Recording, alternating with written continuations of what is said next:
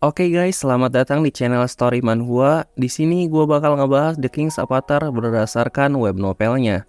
Gua bakal ngebahas dari chapter 1 hingga chapter 5. Tentu saja yang gua bakal bahas sudah diadaptasi menjadi anime The King's Avatar season 1 episode 1. Tetapi ada beberapa informasi penting yang tidak disampaikan di animenya. Gua bakal membagi pembahasan ini menjadi 3 poin pembahasan. Poin pembahasan pertama tentang YQ dikeluarkan dari tim Excellent Era. Poin pembahasan kedua tentang YQ menjadi OP Warnet, dan poin pembahasan ketiga tentang memulai ulang di server 10. Oke, kita masuk ke poin pembahasan yang pertama. Scene diawali dengan YQ sedang bermain game Glory dengan APM yang luar biasa cepat di dalam kamar pribadinya. Terlihat cahaya menghiasi layar monitor yang menampilkan pembantaian terhadap lawan. Ia mengambil rokok yang berada di bibirnya dan kemudian memadamkannya. Kini suasana kamarnya dipenuhi gumpalan asap. Tak lama setelah itu, Sun Mucheng datang untuk mengajaknya pergi ke ruang konferensi. Ia pun bergegas berdiri lalu mengambil jaket dari rak pakaian dan pergi bersama Sun Mucheng. Sesampainya di ruang konferensi, mereka dapat melihat layar yang menampilkan peringkat tim Excellent Era di Glory Pro Alliance Season 8. Tim Excellent Era menempati posisi 19, peringkat kedua dari terakhir. Ini sesuatu yang sangat menyedihkan bagi sebuah tim yang pernah mendominasi aliansi selama 3 musim berturut-turut. Dan tentu saja menampilkannya di layar besar merupakan sebuah penghinaan bagi para anggota tim Excellent Era. Para anggota tim Excellent Era yang hadir di ruangan terlihat berkumpul mengelilingi seseorang dan mengabaikan YQ. Tak lama kemudian, manajer klub berbicara kepada YQ. Ia meminta YQ untuk menyerahkan posisi kapten dan akun Dewa Pertempuran One Autumn Leap kepada rekruten baru, yaitu Sun Xiang. Ini merupakan keputusan klub. Sun Mucheng pun terkejut dan hendak membantah perkataan manajer klub. Akan tetapi dihentikan oleh YQ dengan isyarat yang lembut. Ia memberi isyarat tidak peduli dengan menggelengkan kepalanya. Setelah itu, Sun Xiang meminta maaf kepada YQ karena telah duduk di kursi pertama sisi kiri meja yang tak lain merupakan kursi kapten tim Excellent Era, yaitu kursinya YQ. Tetapi para anggota tim Excellent Era malah mendukung tindakan Sun Xiang untuk duduk di kursi tersebut dan mengejek YQ dengan sindiran terlalu tua untuk bermain game Glory secara profesional. Kita masuk ke flashback Sun Xiang pada season lalu, yaitu season 7. Sun Xiang berhasil memenangkan penghargaan Rookie King pada musim debutnya. Berkat hal itu, Sun Xiang menjadi pusat perhatian semua orang. Lalu pada musim ini, ia berhasil membawa tim yang biasa-biasa saja, yaitu Conquering Cloud di posisi 8, posisi yang masih memperebutkan jatah playoff. Tetapi pada pertengahan jalan, ia ditransfer ke tim Excellent Era karena tertarik dengan proposal tim Excellent Era. Tim Excellent Era menawarkan akun Dewa Pertempuran One Autumn Leap.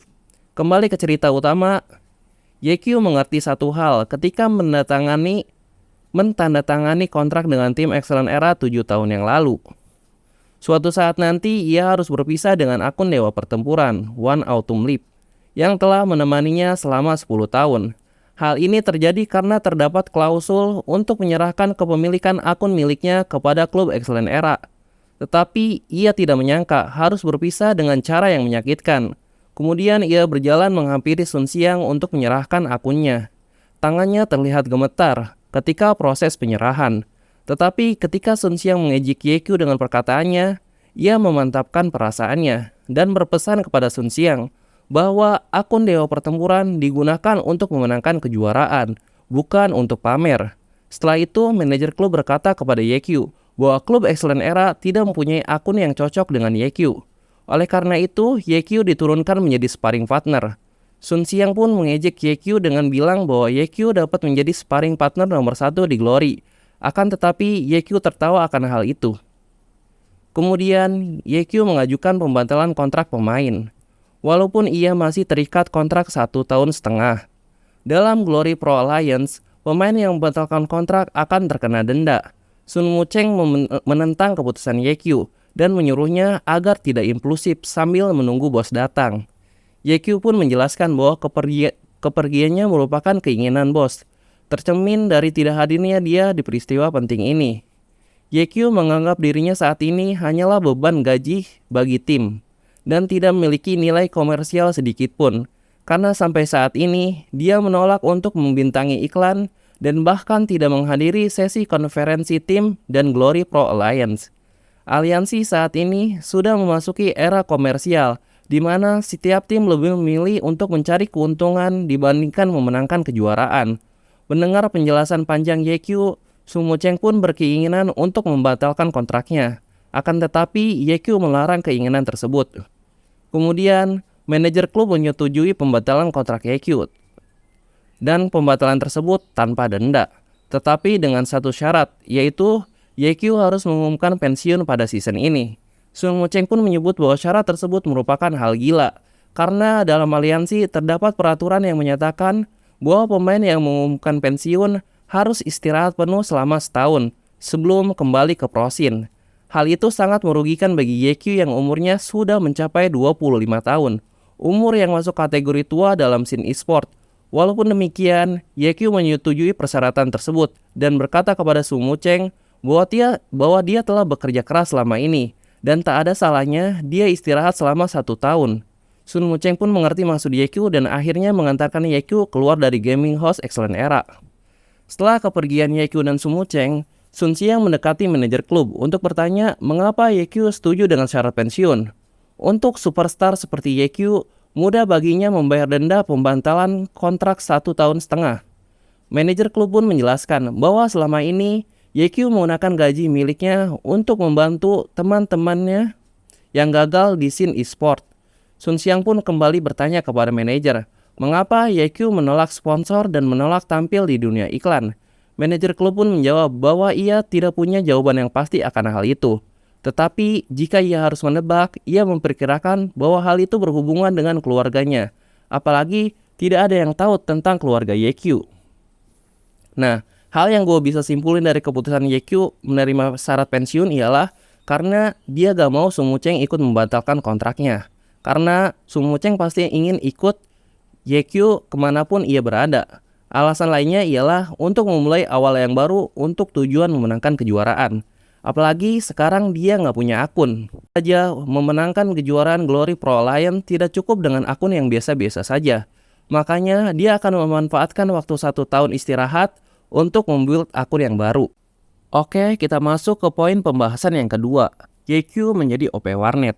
Ketika YQ sedang berjalan sambil memikirkan kenangannya bersama tim Excellent Era, kepingan salju yang berterbangan dengan cepat membasahi bahunya dan es terbentuk di rambutnya. Ia pun memutuskan untuk mencari tempat berteduh.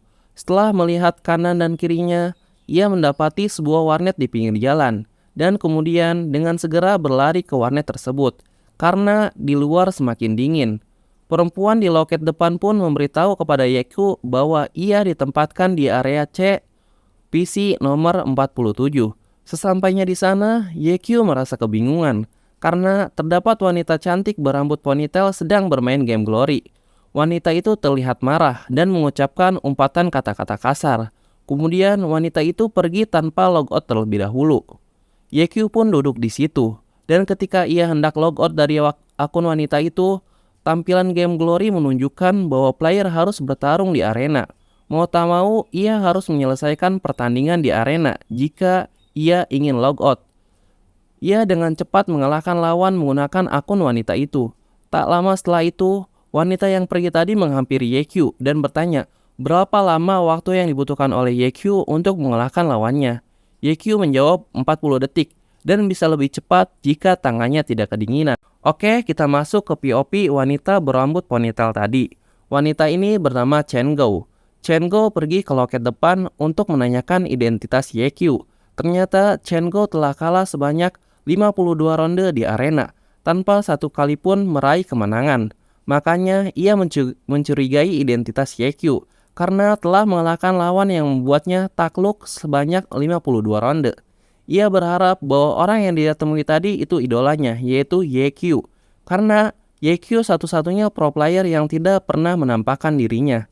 Setelah bertanya kepada perempuan di loket depan, ternyata orang yang ditemui tadi bernama Yexiu, bukan YQ.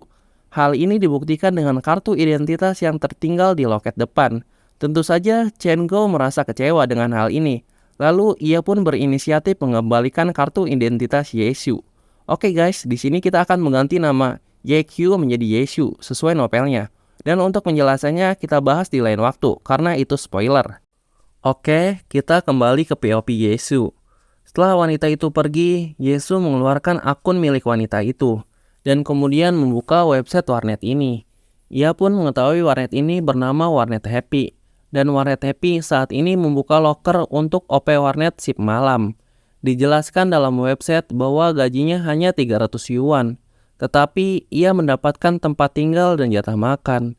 Ya, itu kabar yang mengembirakan bagi Yesu yang sudah tidak mempunyai tempat tinggal. Kemudian wanita berambut ponytail itu kembali menghampiri Yesu dan mengembalikan kartu identitas Yesu yang tertinggal di loket depan. Yesu pun berterima kasih akan hal itu. Setelah itu, Yesu bertanya kepada wanita itu, apakah dia bagian dari Warnet Happy? Wanita itu menjawab bahwa ia adalah bos di sini. Yesu kemudian bertanya kembali, apakah Warnet Happy masih membuka loker OP Warnet Sip Malam? Wanita itu pun menjawab bahwa Yesu dapat diterima sebagai OP Warnet jika ia berhasil mengalahkannya di duel 1 versus 1. Lalu Yesus berkata bahwa ia tidak bisa mengalahkannya karena akun miliknya telah diberikan kepada orang lain. Wanita itu pun bersimpati kepada Yesus dan bilang bahwa Yesus terlalu baik hati. Wanita itu pun bertanya kepada Yesus, apakah Yesus mau bermain di server baru, server 10?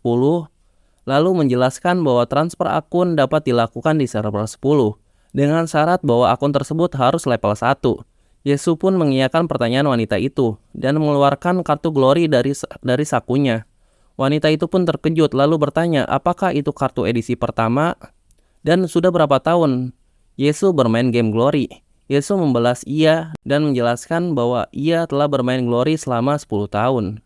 Setelah percakapan panjang, Yesus diajak menuju tempat tinggalnya. Tak lama kemudian, ia ditempatkan di kamar penyimpanan dengan ranjang seadanya. Wanita itu pun menjelaskan bahwa tempat tinggal karyawan sudah penuh dan hanya ini yang tersisa. Dan sebagai kompensasi, Yesus diizinkan memainkan komputer di Warnet Happy sepuasnya tanpa membayar. Oke guys, dengan ini Yesus resmi menjadi OP Warnet setelah pensiun dari pro player. Oke, kita masuk ke poin pembahasan yang ketiga, memulai ulang di server 10. Saat ini Warnet Happy sedang melakukan acara makan malam bagi para karyawannya, dan Yesus pun berpartisipasi dalam acara tersebut. Akhirnya Yesus menemukan kesempatan untuk bertanya nama bosnya. Bosnya pun menjawab bahwa namanya ialah Chen Go. Dan Yesus dapat memanggil dirinya kakak Chen. Yesus pun tertawa datar. Setelah beberapa menit berlalu, Chen Go mengajak Yesus untuk bermain Glory di server 10. Ia melakukan hal ini untuk mengetes apakah Yesus mampu begadang semalaman. Yesus dan Chen Go pun pergi menuju PC. Dalam game Glory, saat pertama kali memasuki server baru, para player harus berjuang untuk level leaderboard, berjuang untuk dungeon first clear, berjuang untuk dungeon clear record, dan seterusnya. Ada terlalu banyak hal yang menunggu untuk dilakukan para player. Menjelajahi server baru sangat mengasyikkan. Server 10 resmi dibuka pada jam 00. Ketika para pemain login di server 10, Yesus malah asik membuka web panduan Glory. Chen Go pun memarahi Yesus karena hal tersebut. Tentu saja, membuka web panduan bagi pemain yang sudah bermain Glory selama 10 tahun itu aneh. Yesus pun beralasan bahwa ia sudah lama tidak menyentuh area pemula karena tidak mempunyai waktu. Chen Go pun bertanya kepada Yesus apa pekerjaannya sehingga ia tidak mempunyai waktu. Yesus pun menjawab bahwa pekerjaannya itu bermain game. Chen Go bertanya apakah Yesus itu seorang pro player dan Yesus pun mengangguk dengan bangga. Chen Go melanjutkan apakah Yesus pensiun? Yesus pun mengiyakan hal itu. Chen Go pun menyemangati Yesus agar bisa kembali ke Prosin Glory. Dan jika Yesus kembali, ia ingin nitip tanda tangan idolanya, yaitu Yeq dan Sumu Cheng. Menanggapi hal itu, Yesus pun bilang bahwa sebenarnya dia adalah Yeq. Tapi Chen Go menganggap bahwa jawaban Yesus itu candaan, dan ia pun balas bercanda dengan mengatakan bahwa ia adalah Sumu Cheng. Yesus pun ingin menegaskan bahwa dia itu benar-benar Yeq. Tetapi sebelum Yesus menyelesaikan perkataannya, Chen Go berkata bahwa ia tidak ingin berdebat lagi dengan Yesus. dan menyuruhnya untuk segera login game Glory. Kemudian Yesu menamai karakternya Lord Grimm atau dalam bahasa Cina Jun Mushou. Ia kemudian mulai mengerjakan quest di desa pemula. Tentu saja ia mengarahkan Lord Grimm untuk mengambil semua quest dengan susah payah dan kemudian menyelesaikannya satu persatu. Desa pemula, terutama bagi pemain baru, adalah tempat untuk beradaptasi dengan lingkungan dan kontrol game.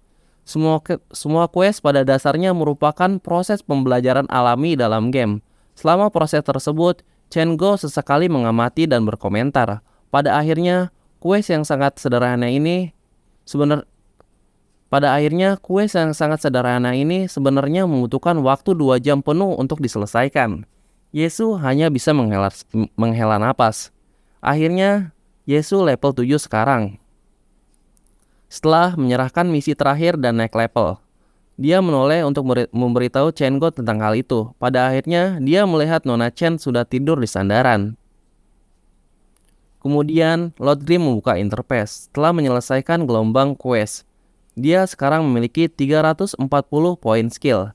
Di Glory, mempelajari dan meningkatkan skill membutuhkan poin skill. Skill yang berbeda membutuhkan poin skill yang berbeda, mulai dari 10 hingga 50. Saat ini, karakter dengan level maksimum 70 dapat memperoleh 4000 poin skill setelah menyelesaikan misi reguler. Namun, ini bukanlah batas atas poin skill. Batas atas poin skill ialah 5000 poin skill. Namun, 1000 sisanya akan membutuhkan sejumlah keberuntungan dan kekuatan untuk mendapatkannya. Dalam 10 tahun Glory, belum ada akun dengan 5000 poin skill. Bahkan akun Dewa Pertempuran One Autumn Leap hanya memiliki 4840 skill point. Dia masih memiliki kekurangan 160 poin skill. 160 poin skill tidak banyak, tetapi tidak juga sedikit. Mereka semua digunakan pada skill tingkat tinggi yang membutuhkan 50 poin skill. Akibatnya, saat melakukan quest pemula, hadiah pengalaman dan peralatan bisa diabaikan. Nah, hadiah pengalaman maksudnya HP ya. Tapi poin skill tidak bisa diabaikan. Selain itu, ada juga quest yang memberikan poin atribut. Karakter Glory mempunyai 4 atribut dasar, yaitu Strength, Intelligence, Stamina, dan Spirit. Strength mempengaruhi serangan fisik, pertahanan, berat badan, dan lain-lain. Intelligence di sisi lain mempengaruhi serangan sihir, pertahanan, dan mana. Stamina secara alami mempengaruhi jumlah HP dan daya tahan karakter atau durability.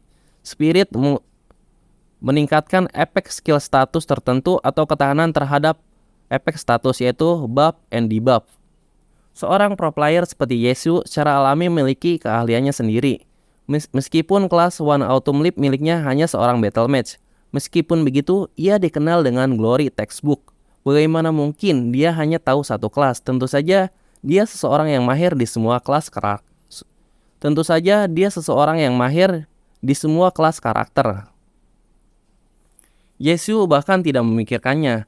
Dia lalu pergi untuk melihat General Skill Master dan mempelajari 2 General Skill level 5, yaitu Sweep Run dan Roll.